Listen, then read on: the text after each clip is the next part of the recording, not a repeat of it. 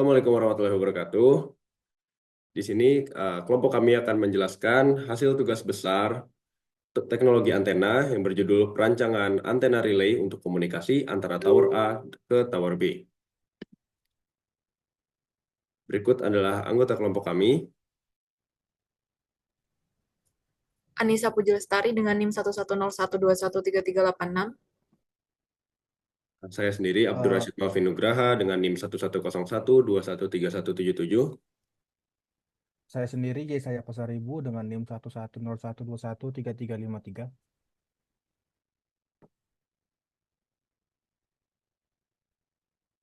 Berikut adalah beberapa objektif dari tugas besar ini. Yang pertama, mahasiswa mampu mendesain antena untuk keperluan komunikasi secara sistematis, kemudian mampu menganalisis kinerja antena dari data pengukuran yang telah dilakukan. Yang ketiga, mampu merancang link komunikasi radio terestrial.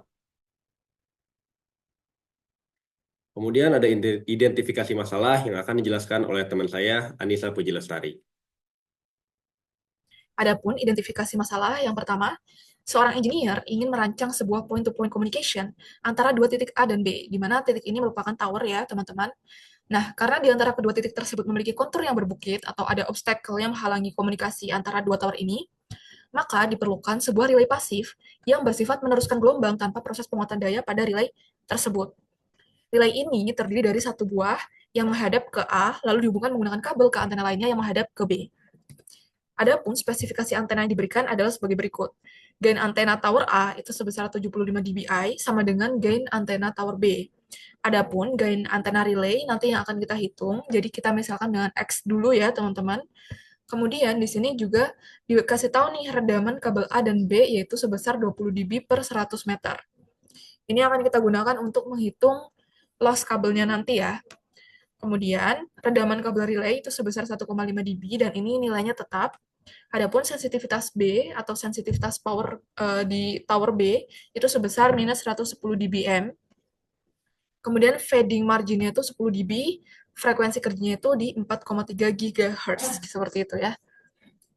Nah, ini merupakan ilustrasi dari use case yang akan kita tanganin pada tugas besar kali ini, seperti itu ya. Di sini ada terlihat tower A dengan tinggi 75 meter, dan di sini ada tower B dengan tinggi 150 meter, seperti itu ya.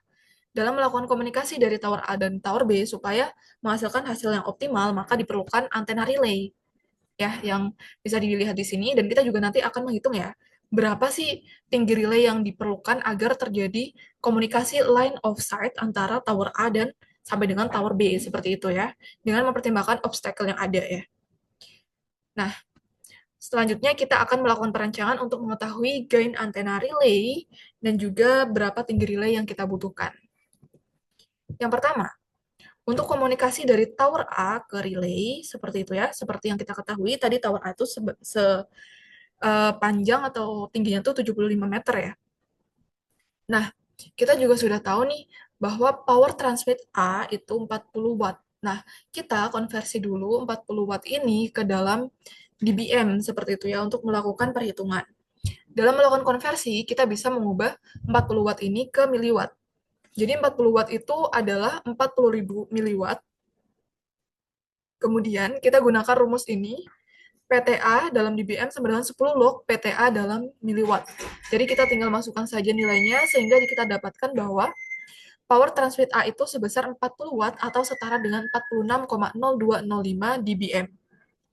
Nah, karena kita sudah mengetahui power transmit A atau yang di sini ya power transmitnya itu berapa, maka langkah selanjutnya kita perlu menghitung loss kabel di tower A seperti itu ya. Tadi sudah diketahui ya di spesifikasi awal bahwa loss kabel power A itu adalah 20 dB per 100 meter ya. Nah, karena 20 dB per 100 meter, maaf ya, jadi di sini, maka kita kalikan tinggi tower A yaitu 75 meter, dibagi dengan 100 meter, karena ya per 100 meter itu redamannya 20 dB, sehingga kita dapat bahwa loss kabel tower A itu sebesar 15 dB, seperti itu. Nah, selanjutnya, step ketiga, kita akan menghitung uh,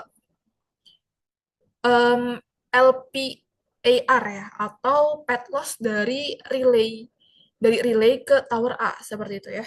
Pet loss-nya itu berapa? Nah, dengan rumus seperti ini ya, teman-teman. Jadi ini rumusnya sudah ada, jadi kita tinggal memasukkan saja dengan frekuensi kerja kita di mana dan jaraknya dalam kilometer ya. Jadi di sini kita tahu ya jarak relay ke A itu sebesar 6 kilometer ya. Jaraknya 6 kilometer dan frekuensi kerja kita tuh sebesar 4.300 MHz atau 4,3 GHz ya.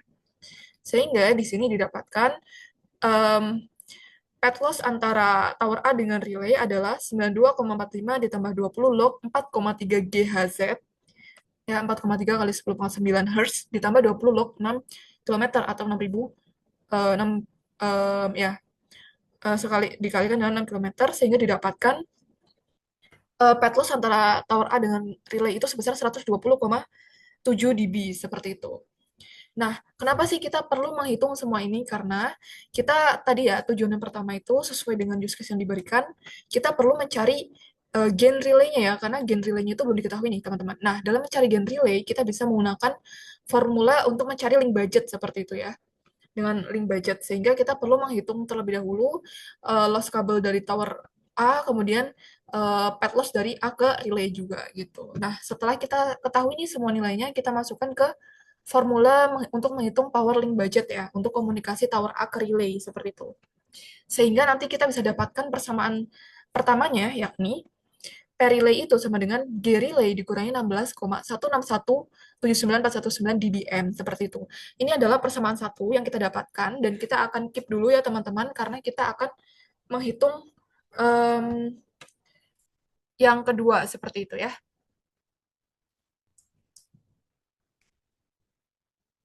Baik, selanjutnya karena kita sudah mendapatkan persamaan pertama, yakni P relay sama dengan G relay min 16,16179,419 dBm, maka kita bisa melanjutkan perhitungan kedua dengan menggunakan parameter dari tower B untuk mencari gain relay-nya ya. Nah, yang pertama, langkah-langkahnya sama seperti tadi, kita perlu menghitung dulu ini ya, pet loss antara relay dengan tower B dengan rumus yang sama. Namun, di sini yang menjadi pembeda adalah kita menggunakan jarak dari relay ke B ya, di mana dari case ini ya teman-teman bisa lihat lagi bahwa jarak antara relay dengan tower B itu sebesar ini ya 20 kurang 6 berarti 14 km seperti itu. Nah, karena sebesar 14 km, maka di sini kita menggunakan jaraknya itu dalam 14 km ya. Jadi 92,45 ditambah 20 log 4,3 GHz, frekuensinya masih sama, dan ditambah 20 log 14 km. Didapatkanlah pet loss antara relay dengan tower B itu sebesar 128 dB.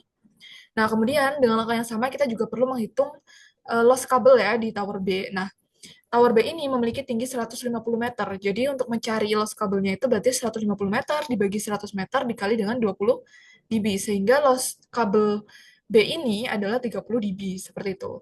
Selanjutnya kita bisa memasukkan semua yang telah diketahui ya, mulai dari spesifikasi yang di sini, dan juga dari dua hal yang sudah kita hitung sebelumnya, yakni pet loss dan juga loss kabel ya. Jadi kita masukkan ke rumus link budget untuk komunikasi relay ke tower B dengan rumus seperti tampak pada layar ya.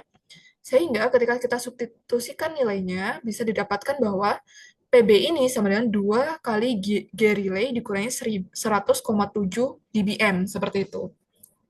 Nah, sehingga dengan kita memanfaatkan nilai dari ini ya, nilai dari yang diketahui di sini yakni fading margin dengan rumus ini, dengan rumus PB sama dengan P sense ditambah fading margin, sehingga kita ketika substitusikan 2G relay min 100,7 dBm sama dengan minus 110 dBm ditambah 10 dB, kita dapatkan nilai G relay-nya itu sebesar 0,351862 dBi. Seperti itu. Jadi, case pertama sudah kita dapatkan ya, jadi spesifikasi relay yang kita butuhkan itu dengan gain sebesar 0,35, seperti itu. Nah, selanjutnya bagaimana dengan mencari tinggi relay-nya gitu ya. Nah, untuk mencari tinggi relay, kita juga perlu make sure parameter-parameter lain seperti bagaimana caranya supaya tinggi relay ini bisa sesuai sehingga dari tower A ke tower B itu terjadi komunikasi line of sight seperti itu ya. Nah, langkah yang pertama kita perlu menghitung yang namanya lambda atau panjang gelombang. Nah, bagaimana cara menghitungnya? Yakni dengan rumus lambda sama dengan C per F. C, nilai dari kecepatan cahaya yakni 3 kali 10 pangkat 8 dibagi dengan frekuensi 4,3 kali 10 pangkat 9 dalam satuan Hertz. Sehingga didapatkanlah nilai dari lambda adalah 0,0697 meter atau sekitar 0,07 seperti itu ya, 0,07 meter atau 7.000 milimeter karena nanti di simulasi kita akan menggunakan milimeter sebagai satuannya seperti itu ya. Nah, kemudian step yang kedua kita perlu menghitung Fresnel zone 1 supaya kita mengetahui nih bagaimana caranya si komunikasi antara relay dengan juga tower itu line of sight. Jadi kita perlu mencari atau menghitung nilai dari Fresnel zone 1 supaya terjadi line of sight. Nah, bagaimana caranya? Kita dengan mempertimbangkan obstacle yang ada di antara relay dengan tower B ya, seperti itu. Nah, dengan demikian, bisa didapatkan bahwa kita harus mengingat kembali rumus mencari Fresnel zone adalah Fn sama dengan akar dari N lambda D1 D2 per D1 plus D2. Dengan D1 itu adalah jarak relay ke obstacle dan D2 adalah jarak obstacle ke B. Ya, jadi seperti yang kita ketahui di sini, nah di sini ya, ini adalah obstacle yang kita jadikan acuan bagaimana caranya supaya komunikasi antara A ke B itu bisa line of sight ya. Jadi, secara logika, maka tinggi relay ini harus melebihi tinggi obstacle seperti itu ya. Jadi itu yang akan kita buktikan. Nah, di mana untuk D1 itu jarak antara relay ke obstacle itu sebesar 15 kurang 6, 9 km. Sedangkan dari obstacle ke B itu sebesar 20 kurang 15, yakni 5 km. Jadi D1 dan D2-nya itu adalah 9 km dan 5 km. Oke, kita bisa substitusikan di rumus ini. Jadi, Fresnel zone 1 sama dengan akar dari N, yakni number Fresnel zone-nya ya, Fresnel zone 1 dikali dengan lambda 0,0697 dikali dengan jarak relay ke obstacle tadi 9.000 meter dikali dengan jarak obstacle ke B 5.000 meter atau 5 kilo tadi ya. Dibagi dengan D1 plus D2 yakni 9.000 ditambah 5.000 sehingga didapatkan hasilnya Fresnel zone 1 adalah 14,975 meter atau sekitar 15 meter ya. Itu Fresnel zone 1. Nah, bagaimana nih caranya agar terjadi komunikasi line of sight? Maka kita bisa menggunakan persamaan seperti ini ya. Jadi, tinggi relay itu adalah tinggi tower B dikurangi dengan Fresnel zone 1 itu harus lebih besar dari 125 meter. Jadi, karena kita tahu tinggi tower B itu 150 meter, maka 150 meter dikurangi dengan nilai dari Fresnel zone 1 ini, yakni 14,97, itu nilainya harus lebih besar dari si tinggi obstacle itu sendiri, yakni harus lebih besar dari 125 meter. Sehingga kita dapatkan tinggi relaynya itu sebesar 135 meter. Ya. Dan ini terbukti bahwa tinggi relay itu sudah lebih tinggi dari obstacle, sehingga komunikasi antara tower A sama tower B bisa line of sight seperti itu ya, atau tanpa pad atau pantulan seperti itu. Baik, demikian yang bisa saya jelaskan. Kemudian nanti akan dilanjutkan oleh rekan saya, oleh Abdur Rashid Malvin Nugraha. Terima kasih. Selanjutnya saya akan menjelaskan desain awal antena, yang dimana ini diangkat dari logbook 2 kami. Jadi setelah berdiskusi, kami memutuskan untuk menggunakan antena jenis Yagi Uda untuk menjadi sistem relay pasif. Nah, mengapa antena ini ideal?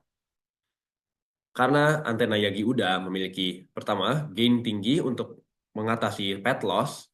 Dalam sistem relay ini, redaman kabel 20 desibel per 100 meter dan pad loss yang signifikan di 120,68 desibel untuk jarak 6 km dengan frekuensi 4,3 GHz menjadi tantangan utamanya.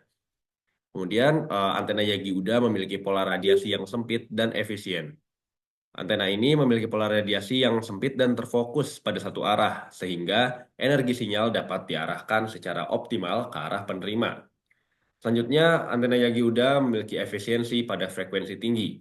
Antena ini dirancang untuk bekerja dengan baik pada frekuensi tinggi seperti 4,3 GHz yang digunakan dalam sistem ini.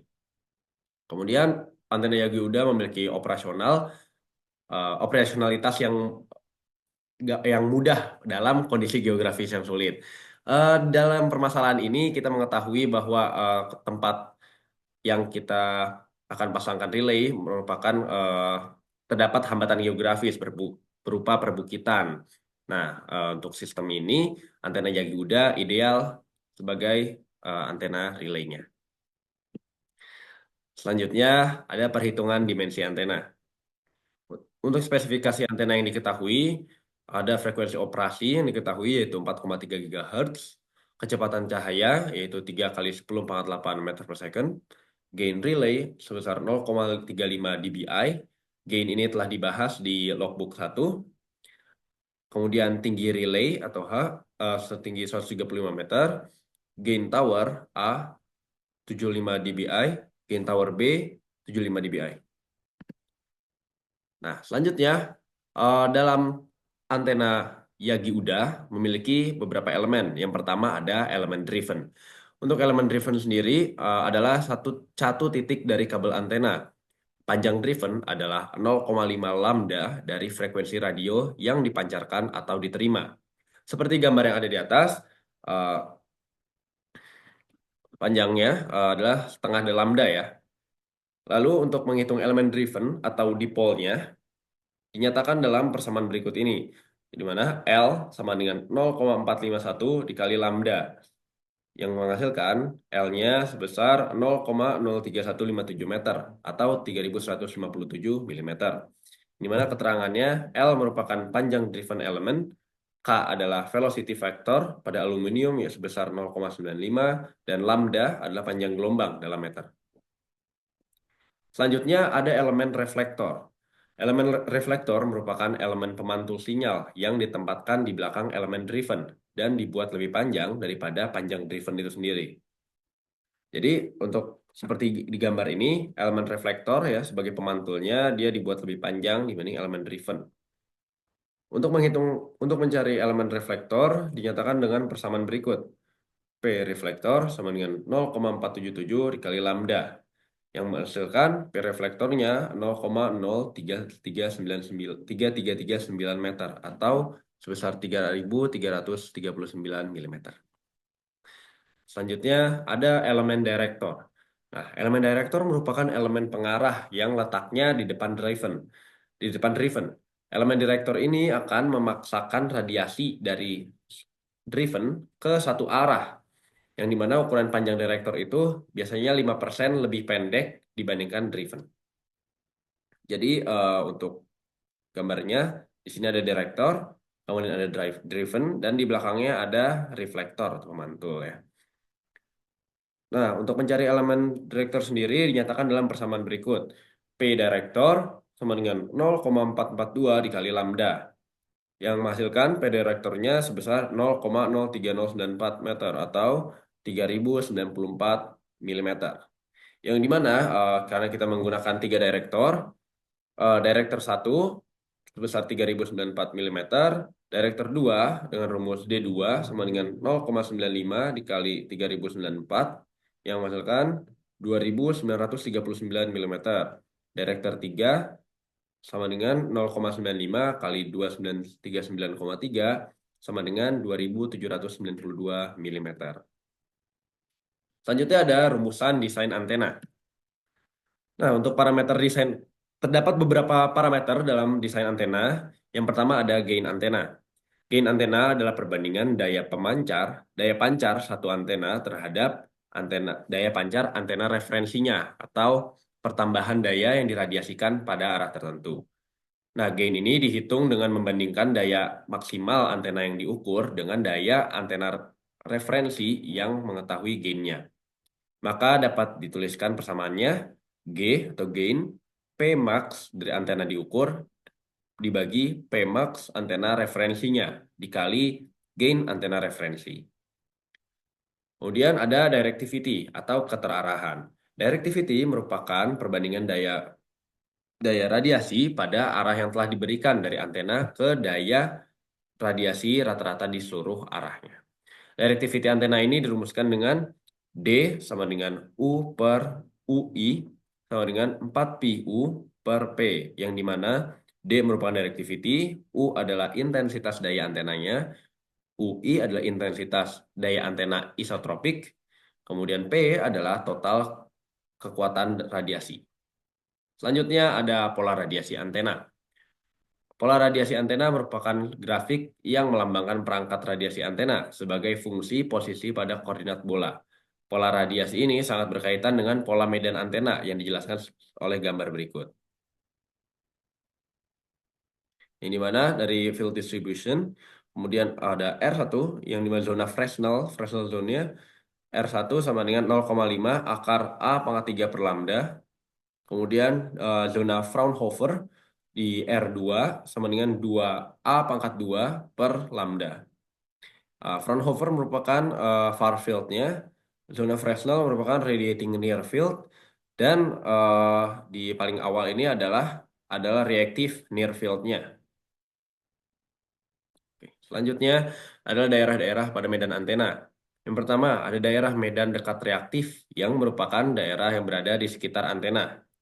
Kemudian ada daerah medan dekat Fresnel yang merupakan daerah antara medan dekat reaktif dan medan jauh, di mana radiasi medannya sangat dominan dan terdistribusi tergantung jarak dari antena. Ketiga ada daerah medan jauh atau medan Fraunhofer, merupakan daerah paling jauh dari antena, di mana distribusi medannya secara esensial, berdiri sendiri dari jarak antena sumber atau propagasi gelombang. Adapun parameter pola radiasi pada pola radiasi antena sebagai gambar berikut. Ini merupakan koordinat polar dari antena. Nah, ini pola radiasinya, di mana pancaran paling besarnya itu pancaran utama disebut main lobe, yang di sisinya itu ada half power beam width, ya, lebarnya itu half power beam width atau HPBW. Kemudian ada lobe kecil di sebelahnya, lobus-lobus kecil itu merupakan minor lobes. Nah, sedangkan lobus yang ke belakang merupakan back lobe. Oke.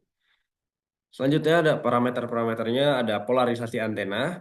Untuk polarisasi antena adalah orientasi perambatan radiasi gelombang elektromagnetik yang dipancarkan oleh suatu antena, di mana arah elemen antena terhadap permukaan bumi sebagai referensi arah.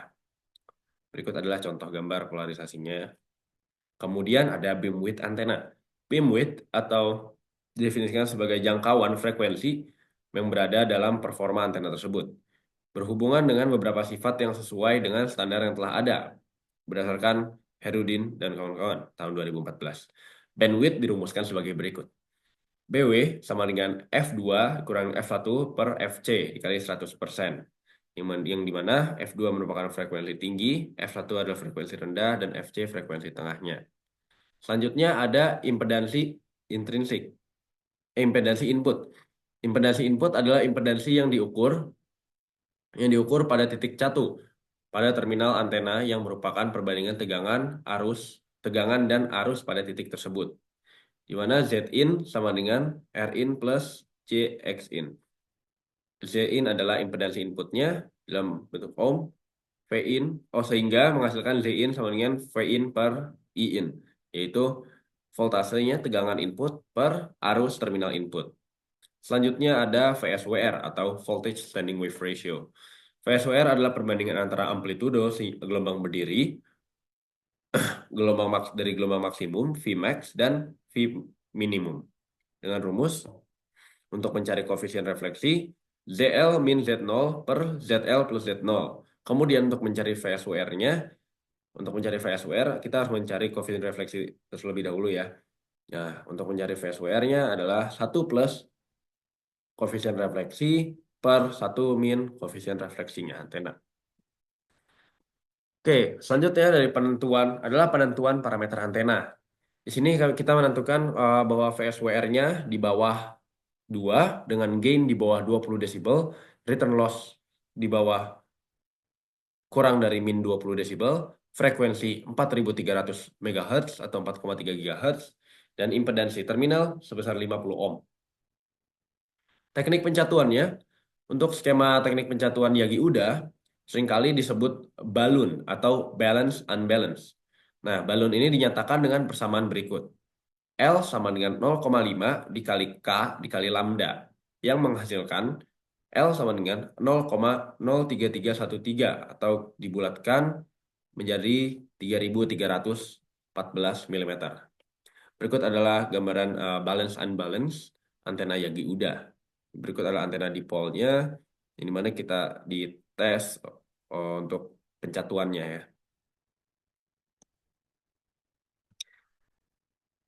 Selanjutnya ada sketsa desain antena Yagi Uda. Nah, dalam antena Yagi Uda ini memiliki beberapa elemen yang sudah saya sebutkan. Tadi ada driven element, reflektor, directors, dan tentu saja perlu ada namanya boom atau eh, tongkat atau tempat diletakkannya elemen driven, reflektor, dan director. Nah, antena Yagi mempunyai jarak yang sama antar elemennya, yakni 0,1 lambda. Berikut adalah panjang elemen antenanya. Untuk reflektor memiliki panjang 3.339 mm, driven 3.157 mm, director 1 3.094 mm, director 2 2.939 mm, dan director 3 2.792 mm. Kemudian untuk jarak antar elemen, ada dua jarak reflektor ke driven, yaitu disebut spacing, sebesar 175 mm, dan ada jarak antar driven ke gap, jarak antar driven atau disebut gap, yang sebesar 35 mm. Selanjutnya, kami mulai mendesain antena di CST Studio. Berikut adalah sketsa desain antenanya dengan elemen driven sebagai pencatu, reflektor sebagai pemantul, dan 3 buah direktor sebagai pengarah antena. Untuk lebih detailnya akan dijelaskan oleh teman saya, Yesaya Pasaribu, dalam studi simulasi antena.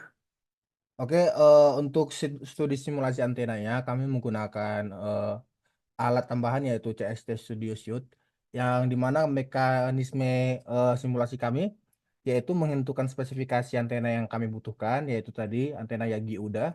Yang kedua, kami menghitung parameter antena yang disimulasikan, yang tadi udah dijelaskan oleh teman saya. Yang ketiga, membuat sketsa project di CST Studio Suite.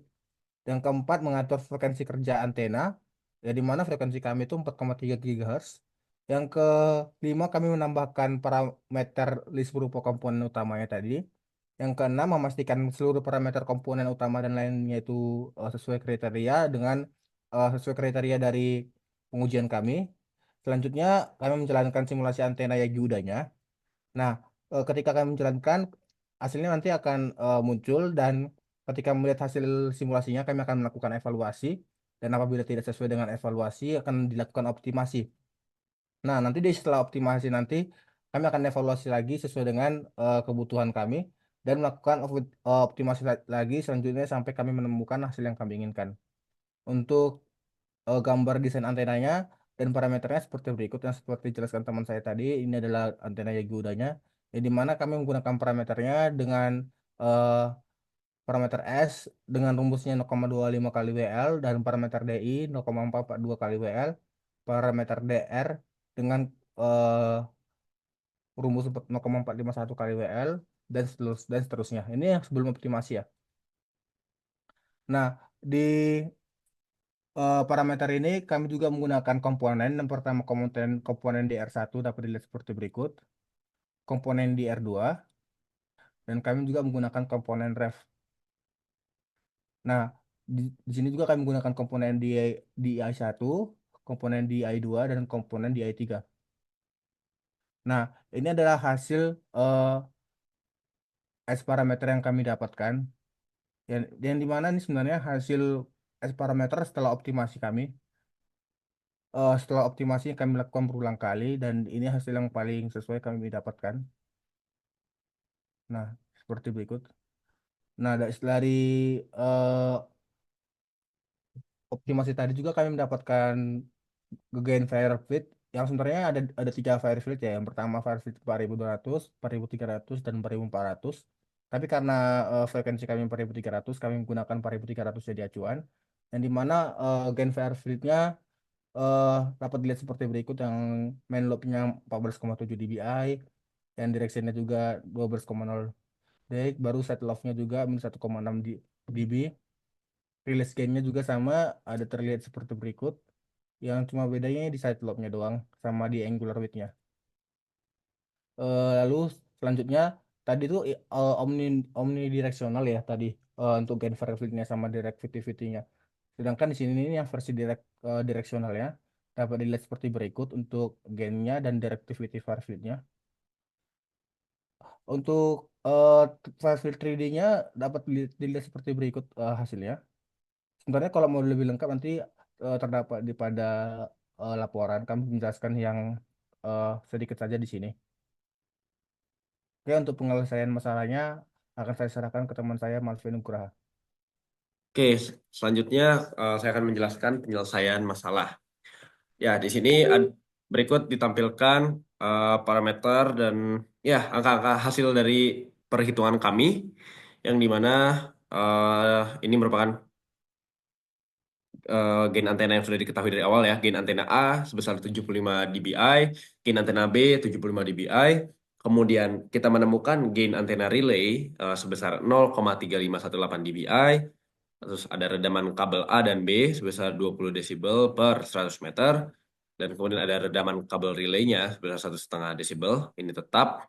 Dan sensitivitas B sebesar min 110 dBm, fading marginnya 10 desibel, frekuensinya 4,3 GHz dengan faktor kelengkungan bumi sebesar 4/3.